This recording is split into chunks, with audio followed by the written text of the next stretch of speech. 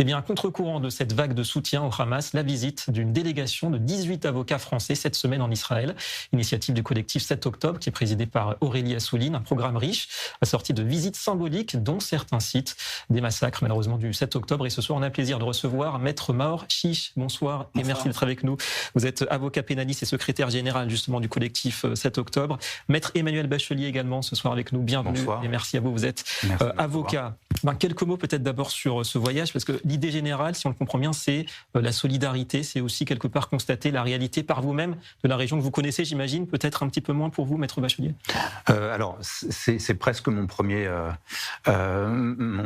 venue chez vous. Je suis venu il y a 35 ans, en février 1984. J'avais 14 ans, j'accompagnais ma mère lors d'un pèlerinage.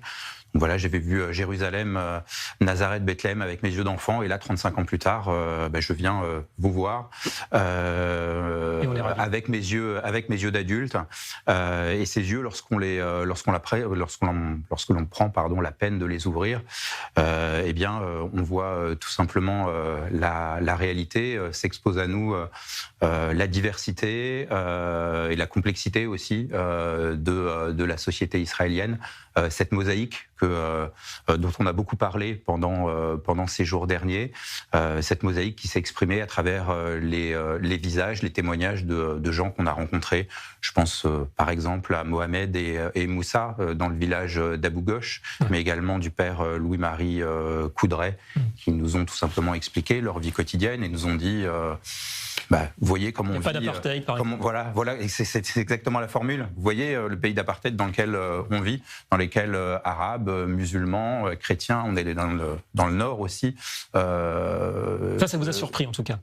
Oui, alors ça m'a surpris sans me surprendre, parce que c'est quelque chose que je savais, mais c'est quelque chose que j'ai vécu en direct. C'était ça le but justement, Maître Chiche, j'imagine, de justement ouvrir les yeux un petit peu pour le monde entier, parce qu'à travers ces avocats qui sortent d'ici, il y a des témoignages qui vont pouvoir peut-être modifier cette perception très erronée du conflit, malheureusement. Exactement. Après le 7 octobre, évidemment, il y a eu un fort effort de solidarité nationale, internationale avec Israël. On a collé des milliers d'affiches, il y a eu des conférences, mais le cœur de notre engagement dans le collectif du 7 octobre, c'était deux idées fortes.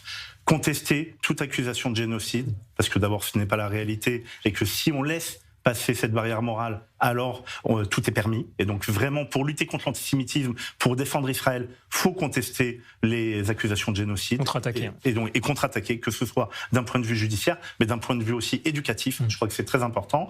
Et il faut se rendre sur place. Il faut apporter la solidarité vis-à-vis des kibbutzim, vis-à-vis de ces gens qui ont été meurtris, et comprendre la force du peuple israélien, sa résilience. On est à notre 3e voyage. On a fait un premier voyage d'avocat. On avait été à Kfar Aza, où on avait rencontré en février 2024, donc dans un laps de temps très court, juste après les attaques meurtrières, la société civile et sa mosaïque de population, le bâtonnier, Amit Bahar, d'Israël. On avait rencontré un certain nombre d'institutions, et ce voyage avait évidemment formé toute une génération d'avocats sur le fait qu'il fallait être engagé aux côtés d'Israël et aux côtés de la réalité.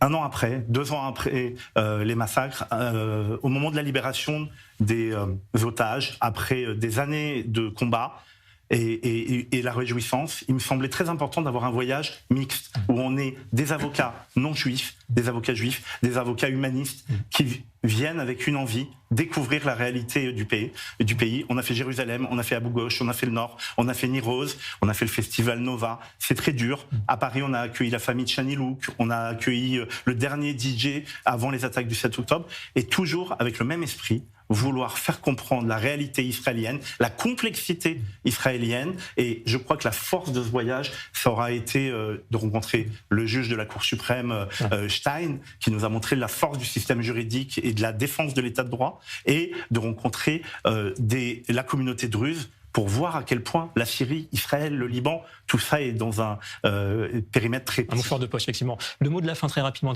Bachelier, vous qui avez eu le courage de venir challenger ce narratif pro-palestinien, est-ce que vous avez gardé bon espoir quelque part qu'on puisse inverser un petit peu cette tendance en termes de narratif? J'allais dire, on n'a pas le choix, il faut le faire. Il faut trouver les moyens. On sait que, on dit souvent que ici et même chez nous en Europe, on a perdu la bataille de l'information. Il faut reprendre cette il faut reprendre cette bataille. Je pense à un mot d'Arthur qui nous disait, il se trouve que je ne suis pas juif, mais Arthur disait à chacun, on vous demande pas de vous mettre à notre place. Prenez la vôtre, prenez votre place. Et je crois que c'est à nous, notamment ceux qui ne sont pas juifs, de témoigner et de trouver les nouveaux instruments pour toucher la raison.